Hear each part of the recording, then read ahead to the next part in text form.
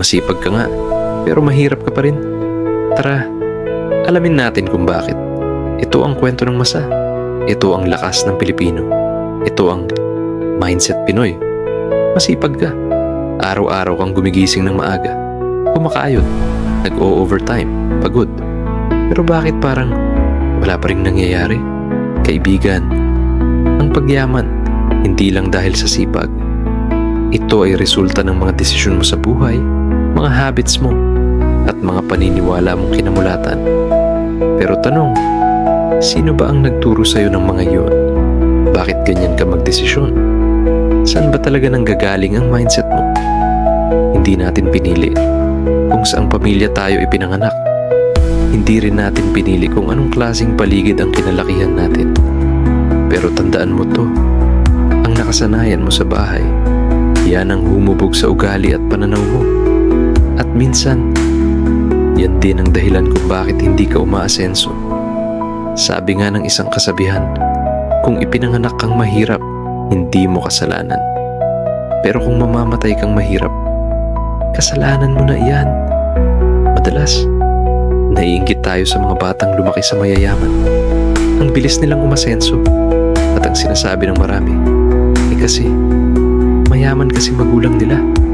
Pero kaibigan, pansinin mo, kapag napunta ka sa bahay ng mayaman mong kaibigan, ano ang una mong napapansin?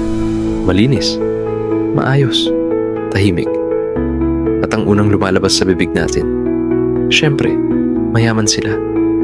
Pero ang totoo, malinis ang bahay nila kasi may disiplina sila. At ang disiplina, libre. Hindi mo kailangang yumaman muna para matuto ng disiplina. Kaya gusto kitang tanungin, kaibigan, ang kalinisan ba para lang sa mayaman? Hindi. Diba? Kahit mahirap ka ngayon, kung meron kang simpleng disiplina sa bahay, sa pag-aayos, sa pagtatapon ng basura, sa paggising sa tamang oras, unti-unti mong mababago ang pananaw mo sa buhay. At ang pananaw mo, dadalhin mo sa trabaho, sa negosyo, sa kinabukasan mo. At kapag ginawa mong habit ang mga tamang bagay, hindi na lang magiging pangarap ang pagyaman. Magiging realidad din. Sabi ni T. Harv Eker sa Secrets of the Millionaire Mind, your wealth can only grow to the extent that you do. Ibig sabihin, ang kayamanan mo ay sumusunod sa laki ng mindset mo. Kung simpleng balat lang ng candy, hindi mo kayang itapon sa basurahan. Pagyaman pa kaya, anong klaseng disiplina meron ka? Yung maliliit na bagay na binabaliwala mo.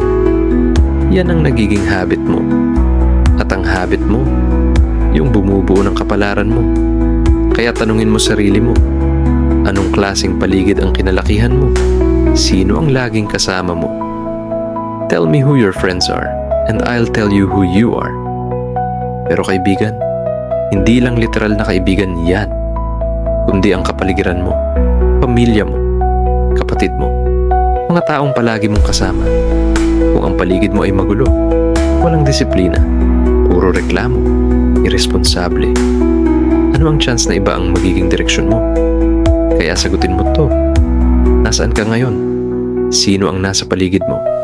At paano sila nakakaapekto sa buhay mo? Kaibigan, ang disiplina, yan ang unang hakbang sa tunay na pagyaman. Hindi ito tungkol sa laki ng sahod o laki ng pera mo. Ito ay tungkol sa pagbabago ng isipan. At ang disiplina ang magdadala sa iyo sa tagumpay.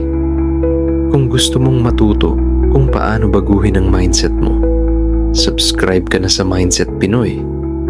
Dito, hindi lang inspirasyon ang hatid namin, diretsong real talk para sa tunay na pag-asenso.